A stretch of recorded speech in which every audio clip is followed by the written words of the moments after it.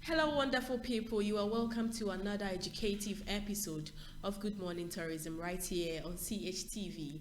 I am Erica Minta Ohene. We will give you more of information and insight about tourism after this quick commercial break. Do stick and stay with us.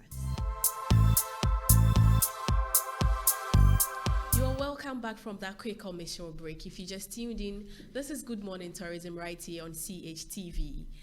I think these people are now regular. You all know them. I have our regular Esquire Kojo Jemfi Bonsu, who is with Sundown Legal Services. You're welcome, Esquire. Yeah, thank you. And my own Nana Baswa Bwache, CEO of BT Express. Nana, you are welcome. You're welcome once again. Esquire, we are about to tackle a very important topic, that is marketing. Marketing. Is Ghana really marketing the tourism industry? Marketing is a very important component in everything that we do. Yeah. When it comes to the tourism industry, it's one of the key areas that you can say the intangibles that we have to take it serious. Because like I always say, you have a service. It is in your pocket. If you don't show it to the world or to the public, nobody will know what you have. Do you understand? So it makes the issue of marketing very, very, very important when it comes to tourism. But as to whether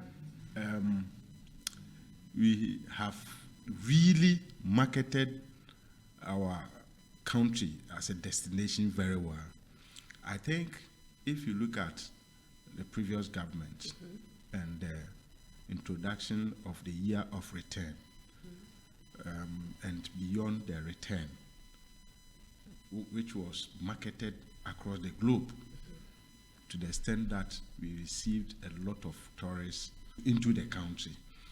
And I think beyond the return, after that, also have seen a number of attractions into the country. So I believe that on that score, within that space, even though it may not be adequate or it may not be at the state that we all want the Ghana to be marketed, to that extent, I think the previous government did quite well when it came to tourism marketing.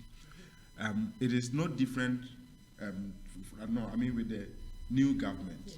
If you look at this Black Star experience, it is also another concept that similar to the beyond the return and then the year of return that the then government introduced and brought a lot of people into the country.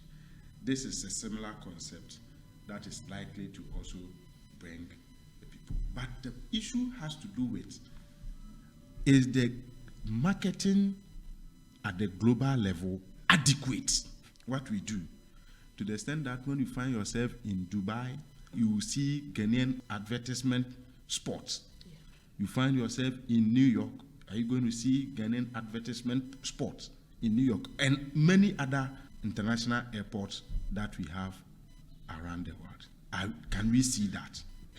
So if we cannot see that, then it means that even though we can be seen to be marketing, but we are not doing enough.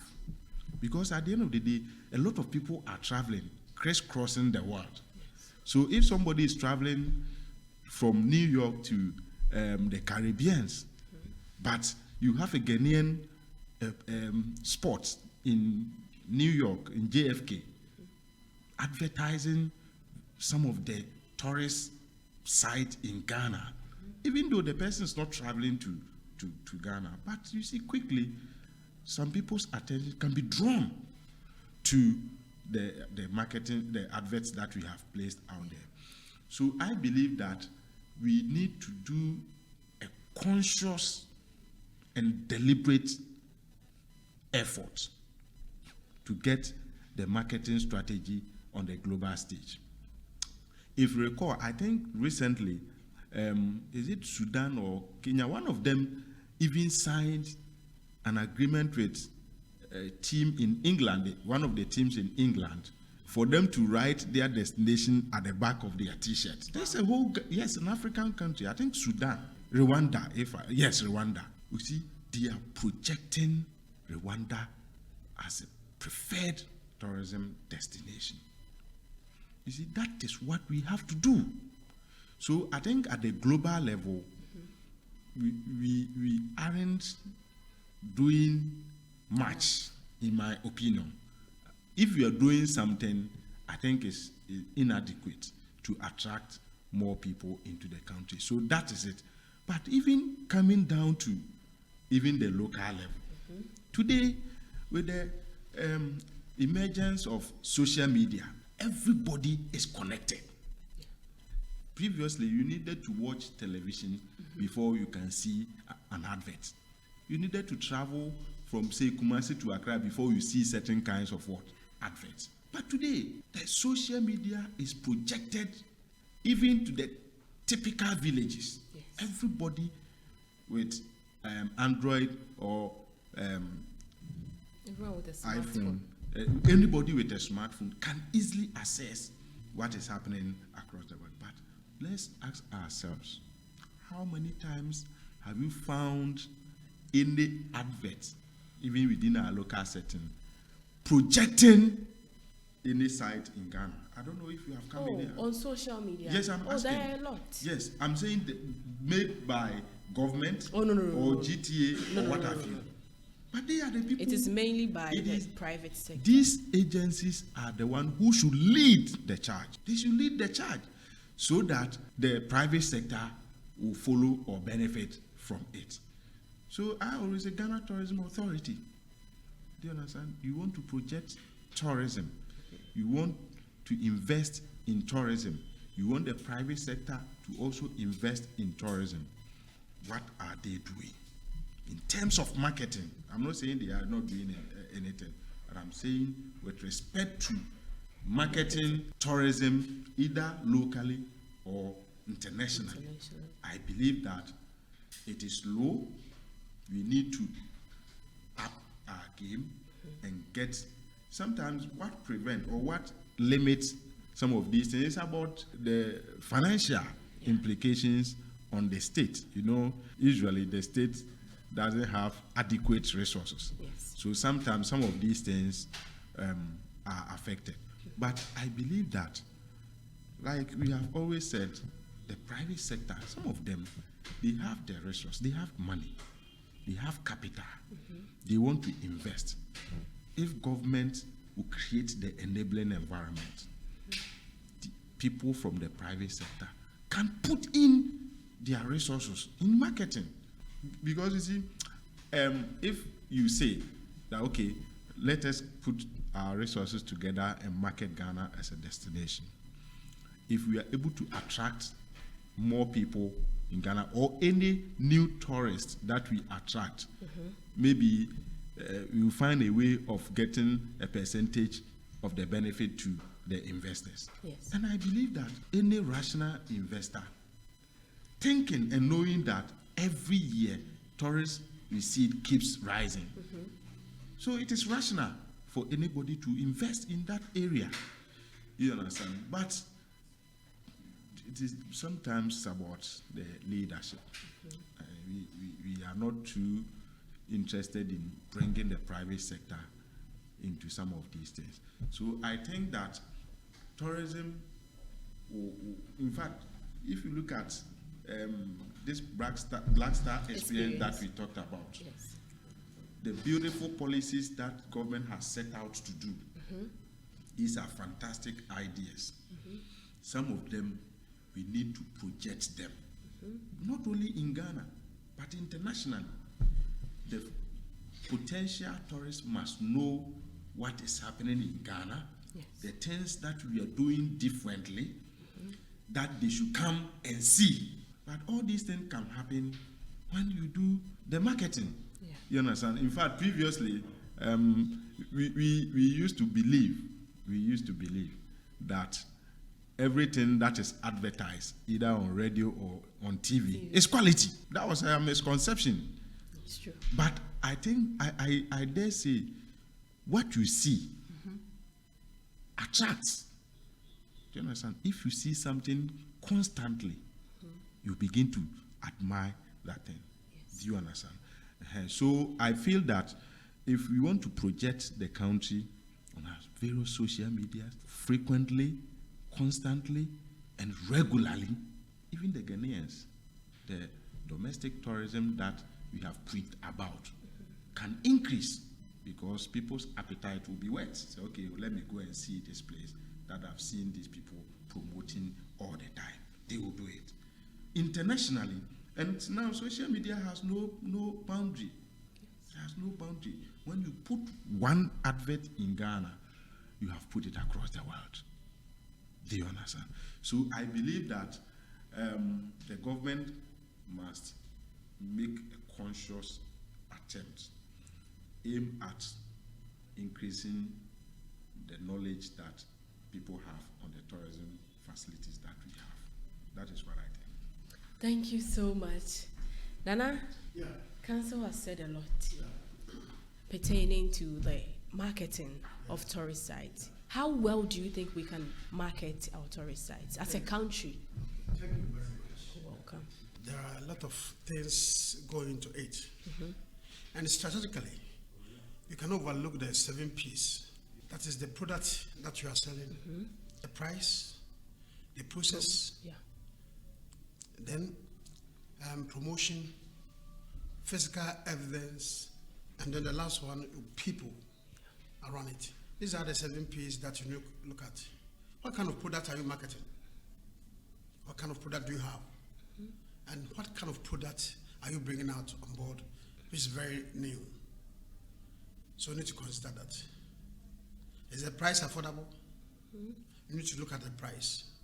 So in pricing products, in marketing is very much key because it meets people's budget.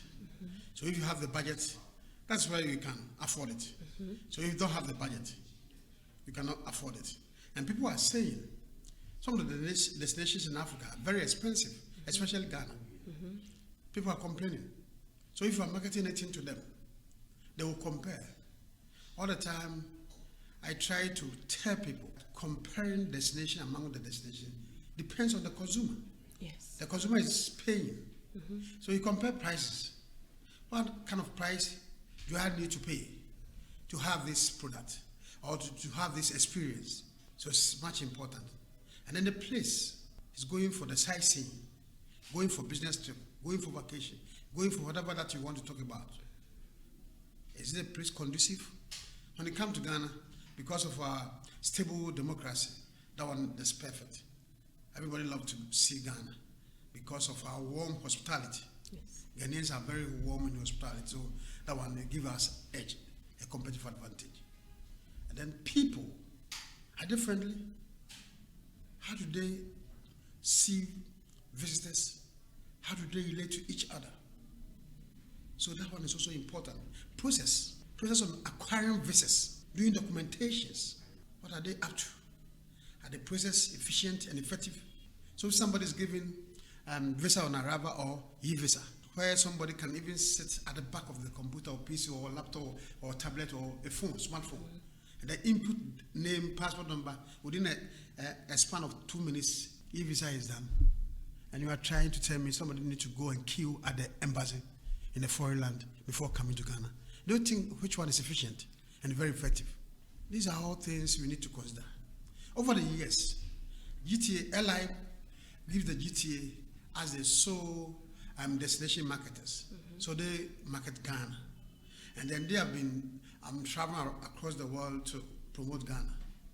Every year in November, there will be a WTM in London at SL Dockland to go and promote Ghana there. Let us also go back on drawing board and consider all these things. Has it been effective? If it has been effective, what can you do to top it up? I quite remember last year I was in London and then Nigerians brought in a group from Nigeria to come and have a cultural display. The last day of the event, all the African group at the WTM Dockland in London, they all threw to Nigeria stand. Why? Wow. They are having their jollof rice, at the same time cultural display is overboard. Ghana used to do that, but when? we need to, like the council said, we need to up our games and equip ourselves for what you have. And then the other thing is that if you travel to the world and then they see two black people, are you from Ghana? Why people always ask, are you from Ghana? It means you have something unique. Yes. But you don't know ourselves. But people outside there know us.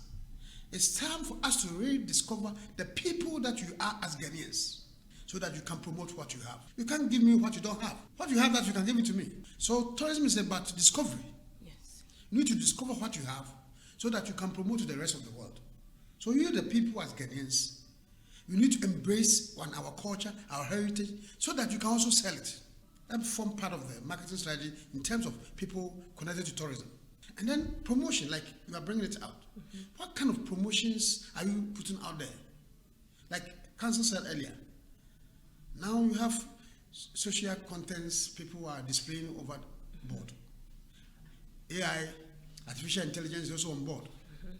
I mean, giving people the edge for them to do works overnight. Yes. Influencers are there. Search engine optimization in the storefront. What kind of website do you have? Is it up and doing? People will try to check your website, and your website is not up to date. The last time they checked, your last information updated was last 6 months. Wow. How do you market yourself? Wow. That's All these streams come into play in marketing a destination. Because if you have a website and that website is not resilient, it's not up to date, how do you market yourself? I can even change your status right now if you give me the opportunity. Because as a content creator, what I will do is that by the time I realize Minta is international lady on board, it's all about branding and marketing. Yeah. So all that we are doing, let us ask ourselves, are we doing the right thing? Because the LI gives GTA the mandate to do the destination marketing for Ghana. So the sole responsibility of GTA, one supervise the enterprise that they are giving license to them, and then marketing the destination, Ghana. Mm-hmm. And then, like I said, in November, they will attend WTM. In January, they will attend FIMA in Madrid. And then, in the same January, they will attend Vacanti in Holland. At first, they used to attend WTM Africa in Cape Town, but for the past 3 years, I have not seen them attending this event. All these things, you need to ask ourselves. Do you really know our consumer list? And if you know them, are you chasing them? We need to chase them, especially those in Caribbeans. One thing surprise you is that all the 28 member Caribbean countries, they have a festival they normally celebrate in December and January, which called John Connor Festival. That festival, that person that they are celebrating in that 28 member state of the Caribbean countries, the person is a Ghanaian. He was born in Princess Town. We Ghanaians, you are not chasing them. You are celebrating our bona fide citizen, John Connor. Why don't you chase them there? In Jamaica, in the Bahamas, in Barbados. Why don't you chase them there? So in Suriname. No, I think that those are the main markets that Then, we should focus. The problem is that the budget, the budget that they have as authority, I don't think is enough. Let me admit this part. Okay. The budget that GTA have to promote Ghana is not enough. Because compare Ghana to South Africa. South Africa is putting $5 million on board to promote South Africa as a destination. And you are putting $100,000 on board. I mean, are you serious? So you need to compare, make comparison. And you are competing destination with them in Africa. But you know something? Ghana has a competitive advantage in terms of culture and historical background of the country. So if you are able to promote Ghana as a first country in sub-Saharan Africa to attain independence from the British, even though Ghanaians, they don't know themselves. Ghanaians, they don't know themselves. They don't know that what they have. If I ask few people, what's the meaning of Independence Square? How many people can even tell me the meaning of that? How many people? If not those who are above 60, 70 years, or maybe above 50 years, the youth nowadays, they don't know their history. They don't know their culture. So what are they celebrating? What is their pride? What is their identity? What are they marketing? And then they are on the storefront every day, creating new content. But I- one thing that I'm serious about that, Yeah. having time to create a content to insult elderly. Why don't you have time to create content to promote tourism so that people can chase you, like what the CHTV is doing now? You are promoting tourism. Yeah. Let me give you 6 months time. The viewers of CHTV will increase to 100 million Amen. because Alhamdulillah. people will see tourism as a game changer. Of course. So that once you try to promote it, once you are promoting it, people will follow the channel. But you are not using the channel to insult elderly. Yeah. Even though the old book says that in the numbers of 5, in the 5th commandment, it says respect your father and mother. But youth nowadays, they are content creators, the first sharp thief to insult elderly people. And they are saying you don't have work to do. Let me tell you, within the value chain of tourism, if you are doing tourism as a serious business, there will not much people on the street finding unnecessary things to do. Even though the devil have the hands for empty hands to do. Yes. But if you are trying to take tourism seriously as a business, it will, boost our employment rate and then decrease poverty. Okay. So now, if you want to promote tourism, you need to create cautious effort, like Council earlier said, and make sure that it works. And then find the consumer distribution channels so that you can promote Ghana to them. Because attending WTM in London, attending FIMA in Madrid, a vacancy in Holland is not enough. One, we need to create roadshows in all these leading destinations where they have interest in Ghana, especially in the Northern American market and the Caribbean. We need to create roadshow to them, cultural shows, cultural months. When doing all these things, it will drive travelers back to Ghana, and it will bring the word back to Ghana. Of course. Let's create tourism as a serious business. Not just that you are doing tip and bit of it. No, it will never help us. Right. I believe that time has come to sit up again and then look at the statute books. Give them the due requisite and then the needed budget for the GTA to carry out their mandate. Of course. Because the mandate is that the ally provide that they need to market Ghana as a country in terms of tourism. So now we need to also bring our basket, all our foodstuffs into one basket. We need to have a cohesion plan. What the GTA is doing, the Ministry of Tourism is doing, is the same thing the Ministry of Trade is doing in terms of promoting Ghana. One slogan, one people, and one country. Lord, on serve us good. One slogan, one people, one country. Yeah. Thank you, Pia Nana. It is getting heated over here. We'll go for a quick commercial break. When we are back, we'll dive straight into the next topic. Do stick and stay with us. You're welcome back from that quick commercial break. I know you were enjoying the conversation before we left, but then we have a very, very, very interesting topic for you again. Esquire, I am starting with Esquire actually. Esquire, so there's this pressing issue.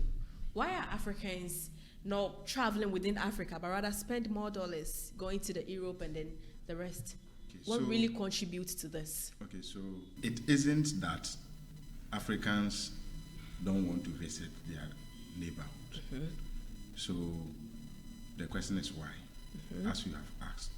You see, accessibility among African nations. If you find yourself in Europe, you can travel across the 22 European states by road. You can travel across 22 European countries by road. Why can't you do same in Africa? And I'm saying that these roads are first-class roads. See, the second thing is these are borderless roads. You don't get there and spend in Africa, right? To even travel from Ghana to Togo, just Togo, who are our neighbors. Yes. Go and see the trouble that you go through before you are able to cross Ghana and Togo border. I thought it's for security reasons. Oh, but what are we talking about? But the Europeans too, they also have security. Maybe this is our way of having So security. you see, I'm saying that the desire to travel to African nations is there. Africans want to even trade among ourselves. Want to visit African countries. In fact, African countries have some of the best attractions you can find in the world. So if you are a rational tourist and your purpose is for sightseeing or to experience something, why won't you want to go to South Africa or Kenya or Rwanda? You would want to go. But the issue goes beyond the desire. It's about your ability to travel to that destination. If you recall, Nana talked about one important thing, even visa acquisitions. Yeah. The Europeans have removed that block from EU to the extent that you don't need a visa to travel from one European country to the other. Okay? And you can move freely. Same cannot be said about Africa. I think about 3 days ago, Ras Mubarak, together with some other group of persons, have embarked on a journey across 52 African countries by road. And the purpose is to impress on various African leaders to remove the barriers, the visa restrictions that we have imposed upon ourselves, so that people and goods can move freely. Do you understand? So it's about ability to move from one African country to the other, and being the blockages, being visa acquisition and what have you. The one other thing that we discussed even offline is about the cost of traveling to African countries. We don't have airlines mostly, and even if we have the airlines, the cost of operating the airlines between African countries is high. So as a result of that, people, in fact, let me also say that the European states, the European nations have more advanced facilities, you understand, than us. So if you can access a more advanced facility in Brussels, okay, which is a developed city at a cheaper cost than to get the same thing in Nairobi at a higher cost. Mind you, the city of Nairobi is not as developed as, say, Brussels. It's nowhere near Brussels. You get it? So that is why I'm saying that the desire is there. Let us remove the boundaries. Let us remove the bottlenecks, right? And I think Ghana has decided to create rail lines from Accra to Boko, Paga, down to Burkina Faso. How long? There was a partnership between Ghana and Burkina Faso to have this important rail line constructed, so that it will ease, for them it was even to ease the transport of goods and services. It had taken us how many years? So the point is that if all these means are not there, and you have to get a visa, you have to get a flight ticket before you can travel to Burkina Faso, who are our neighbors, it will not facilitate movement of goods and services among African countries. So I believe that there should be interconnectivity among, you see, that is why sometimes I get worried, because even in Ghana, we have today 16 regions in Ghana. Yes. How connected are the 16 regions? We are not connected. It is the same way that we see the African continent. The African continent are not connected. So it makes it difficult for us to visit our neighbors and to see. And one other thing that I want to add is that, you see, if you look at the European nation, they have almost equal standard of living among the European states. So if you live in Germany or London or Paris or whatever, it doesn't matter. You get it.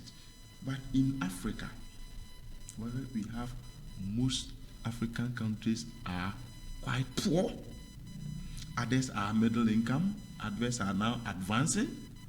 Okay, so you see, in Ghana, look at the number of unemployment rate that we have recorded. That if we remove all the block, it means that somebody from Sierra Leone can easily migrate to Ghana and come and live in Ghana, adding up to the unemployment situation that we have in Ghana. So the first thing we can do for African countries to improve on their economy, if our economies are stronger, to support employment, to support development of basic amenities. I don't think if you are moving to Nigeria to come and live in Nigeria, the people of Nigeria will be bothered about your movement. Look at Guta. I said it here some time ago. There's something we call Guta, isn't it? Yeah. And they can even storm a marketplace and say, hey, we have foreigners. Who are the foreigners? They are not chasing the Chinese, the Americans, the Europeans in our market. They are chasing our own Africans. Brothers and sisters. Why? They have invaded our markets. Can same be said in the European community, that you will be chased out from a market because you are not from Belgium, you are rather from Germany? They will not do that. They create competition. They create enabling environment for local and foreigners to survive in their home country. So I believe that we can actually have a lot more in regional tourism or regional travels if these countries are interconnected one, and let us improve our economy. Otherwise, so many countries in Africa wouldn't want to open up their market even to their own African neighbors. I think last year or two, Nigeria banned importation of certain goods from other African countries. Do you get it? How can this promote tourism? But then sometimes it is for safety purposes. That is why I'm saying that it will be difficult for European Finland to say they have banned importation of certain goods from Denmark or from Germany or what have you. It will be difficult. If not for maybe as a result of conflict that the United Nations is imposing sanctions and what have you, it will be difficult for a country to impose sanctions on their neighbors to stop the importation of goods and services from the other nation. But that is what we see across Africa. Yes. Do you understand? So I believe that we have to improve some of these things and make sure that African countries have been built properly, development. If you have one country having inflation to the tune of 54, like we recorded last year, 54%, and another country record inflation of 10%, you think they will allow you to bring more people into their country? They won't. No. But if you look at the European nations, go and check the inflationary rate among them. They are almost at par. If it is 1% in Germany, it's either 0.8 in France or 0.9 or otherwise in other European countries. So people are not worried when you move in because their economy can contain whatever you are bringing. So I believe that by and large, we need to improve our economy, we need to improve our connections so that people can easily move from their country to another country. Thank you, Council. Yeah. Nana, but, well, Esquire has said a lot actually. Yeah. So how do you think that we the Africans, our leaders, how do you think they can work together and then promote inter-African travel? Thank you very much. First of all, it all goes down to how to develop our continent. Okay. So the AU need to take this upon themselves and then promote Africa connectivity because the best form to bring us together is connectivity. Whether you have a single airline, African airline that will operate so that airfares will be cheaper. When it comes to road network, our road network needs to be intercontinental to promote intra-Africa connectivity so that moving from Ghana to Addis Ababa would not be a hard way to go because a continent like Africa, 54 member states, but we are not connected. Even though you are trying to have a single road from Cote d'Ivoire, Ghana, Togo, Benin to Nigeria, you have never able to do it. Why? Because of lack of funds. And then the leadership will to to carry the mandate is also important here. Not to talk about sea transport. You don't have as much as in Europe or in America to travel on the sea. Not even go with the skies. Air transport is very expensive. In Africa, all the leading aircraft in Africa are foreign airlines. And they are operated here in Africa. United Airlines is operating in Africa. Turkish Airlines is operating in Africa. Emirates is operating in Africa. KLM is operating in Africa. BA, British Airlines, is operating in Africa. Lufthansa is operating part of Africa. Ask ourselves, France Air is operating part of Africa. All these major international airlines, when they take money, they send back to their own country. Time has come to have a single airline for Pan-African airline that will operate in Africa. Because traveling from, let's say, Cote d'Ivoire, or let's say Abuja to Nairobi, the two cities, population in these two cities are 10 million. And then the kilometer range is 3,481 kilometers from Abuja to Nairobi, containing 10 million people. So if you are connected in doing overnight, these two cities, Abuja and Nairobi, can change the economy overnight. Time has come. All these things is long overdue. You need not to be told. You are living in a global village where transaction of business is a click of a mouse. Now, time has come for Africans to realize these dreams and do the needful by connecting ourselves together. Now we have, after here in Accra, for trade. What about tourism? And tourism, as I said, is the game changer. Tourism can even bring us the receipts, the needed receipts, to develop our countries, so that people will not rush from one country to another to seek for greener pasture. And Africa, God has blessed us. You have endowed natural landscapes, beauty, culture, history. All these things promote tourism. If you have all these things, why are we not connected? Visa acquisition in Africa is cumbersome because in recent times, at first, it was difficult for you to have Morocco visa. Now, God so good, you have a gentleman agreement with them as far as visa free between the two countries is concerned. Let's do more. Are you connected? Let's ask ourselves, Ghanaians, are you connected to Algeria? Algerians, are they connected to Ghana? Let's bring the barrier down. Let's kick out the barrier. Because Africa has been partitioned into colonial masters zones. You have Francophone, Anglophone, Portuguese, part of Spanish, and then they have demarcated Africa based on the wish of their masters. Time has come for AU to take the bull by the horn and do the needful thing by implementing policies and programs that will realize African dream, bringing people together. That was the dream of our forefathers. Time has come to see the light of the day. And Nkrumah stood up for the liberation of African people, to become one continent, one people with one common destiny. And then, where have you reached? After so many years of petty squabbles, where have you reached as Africans? We need to come together. And that travel connectivity goes with airline connectivity. How much more is left for us to travel from Ghana to Kenya? Very expensive. Why? They will tell you aviation fuel, taxes.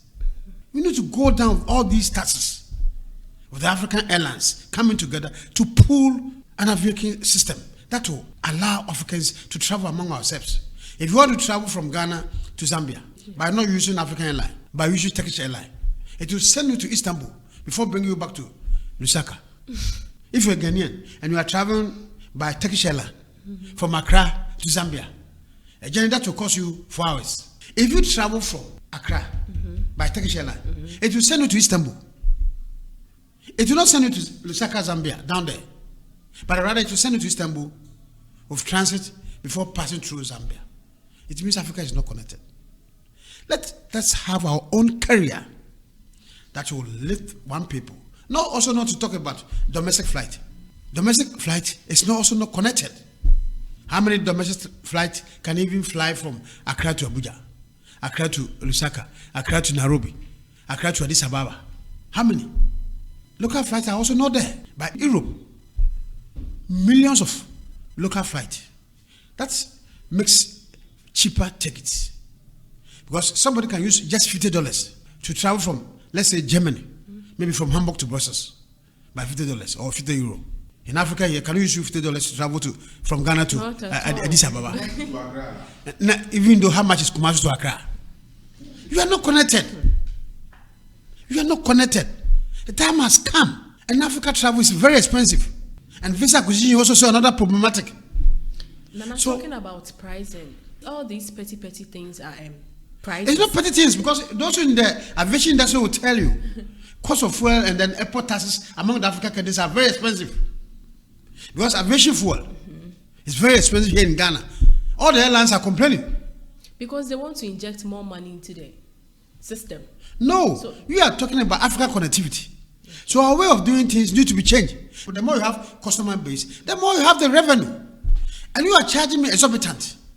So 1, 2, 3 people come, that's the end of it. Let's have a strong customer base so that you can drive the revenue. If you don't have the numbers, you can't have the revenue. All right? Yeah. So now, it's left to us, we the Africans, to have a second airline, Pan-African airline, that will operate for Africans, for us to realize our dream. Because you have Ethiopia Airline, Kenya Airways, South African Airways, Air Morocco, you have Egypt Air. They are all in silos, doing their own business. But you need to pull all these airlines together to have Pan-African airline that will operate within Africa for our continent to be connected. So that when somebody is flying from Egypt to South Africa, which is about 12 hours journey, it will be an easy or cheaper journey. But if you fly from South Africa to Egypt, well, that's 12-hour trench. It's like flying from Accra to JFK. Very expensive. And then flying from Accra to Egypt, the least ticket that you can get will be around $600. It's like flying from Accra to Europe. That's ridiculous. So time has come. Yeah. Tickets are very expensive here in Africa. And you know something? It was a deliberate attempt by our colonial masters to divide Africa so that we will never realize our dream. Let me give you a classical example. If you want to travel to Bahamas, from Accra to Bahamas, yes, and you are not having a US visa or UK visa, and there's nowhere you can go to Bahamas. Why? They intentionally block our brothers from the diaspora so that they will never come back to us. They block them intentionally. So there's no direct flight from Africa or from Ghana or to the West Africa, to the North Africa, to the Caribbeans. They don't want them to come back to us. And then they brainwash them that your brothers sold you to us, not us force them to bring you to us. Have you seen the correlation of a trace of historical facts? Of course. So now, time has come for we the Africans and people of African descent to realize our dream, to connect among ourselves. Connectivity is a very key word here. Connectivity. Connectivity, yeah. It's a very key word. The key word is connectivity. We need to connect among ourselves. In connecting among ourselves, that's where the essence of knowledge and skills will come in. Okay. And if you are not connected, somebody is in Addis Ababa and is not connected to me in Accra here, how would I relate to that person to do business? Yeah. So promoting African business goes with connectivity. That brings about seamless travel. Of course. So if you are not having this kind of arrangements in place, Africa will never realize the dream that our forefathers wished for us. Of course. And it's a generational change. And the time has come for us to change. Nobody will change it for us. Yes. Macron will not come from France to come and change it. Yeah. Stamper will not come from UK to come and change it for us. Yeah. Putin will not come from Russia to come and change it for us. Trump will not come from America to come and change it for us. We have to do it ourselves. We need to do it ourselves. Exactly. So if Traore is doing it in the Burkina Faso as a military junta leader, Mama Mia, what can you do? Democratic elected people. You have democratically elected people. They have voted into power to carry our mandate. Our mandate of the social contract is that you are giving them power to go and do the desired change you are hearing for. So we Africans, we are calling our leaders to go back. If you are in their sleeps, they should wake up from their sleep and come back on the drawing board and think twice about Africa. Because it has become a slogan that Africa needs to come together, Africa needs to come together, and we are not coming together. Of course. We are a job. So now, Thank you, Nana. time has come for us to change and do the needful thing. Of course, well said. Piao. Thank you, Thank you, Nana. I would like to take your last remarks. Yes, I agree entirely with Nana, except that it is worrying when you see the club of African leaders that we have today. I think they know better than us, and they understand the issues more than us. So it's difficult when I sit on radio or TV and say I want to advise those people. They know better than we do, except that they also believe in the status quo. They don't want to change. African leaders don't want to transform Africa. See, so we will continue to urge the people. If the people do not want to change, let the masses also change. Do you get it? You get what I'm saying? If the people won't change, let the masses change it. The masses can change the system. Yes. By of demonstration. Yes. All the time. Because it is is so sickening that just within 52 states, we are unable to Connect ourselves together. even just by road. How? Well, If you're not able to go by transport, air Nana, transport, let's do the road. I'll dedicate a whole episode for you. No problem. Okay. The road, yes. if you're not There was a giving heat neighbor. if you're not giving me sandwich, give me bread. And later you can add the beef. Later you can have it. If you're not giving me sandwich, give me the bread. Bread. Yes. Which bread do you want? Is it tea bread or sugar bread or butter bread? Anything goes. A bread is bread. Bread. Anything goes. If you're not going to give me sandwich, give me bread. Of course, I would like to take your last one. My last message is that we have grown past all these things, and then we need not to advise ourselves again. Our leaders have potential to travel around the world, and they have traveled extensively and see normal things in our daily lives. Now we Africans, we are pleading all the rest of Africans that travel connectivity makes life easier. So they should give us, we the Africans, what we want and what will bring us together as one people, as one continent, with one goal. Piao, Nana. Thank you. Well spoken. Thank you so much for coming once again to the show. This is where we draw the curtains for this particular episode of Good Morning Tourism right here on CHTV. I am Erica Mintao, and do stick and stay with us for more episodes.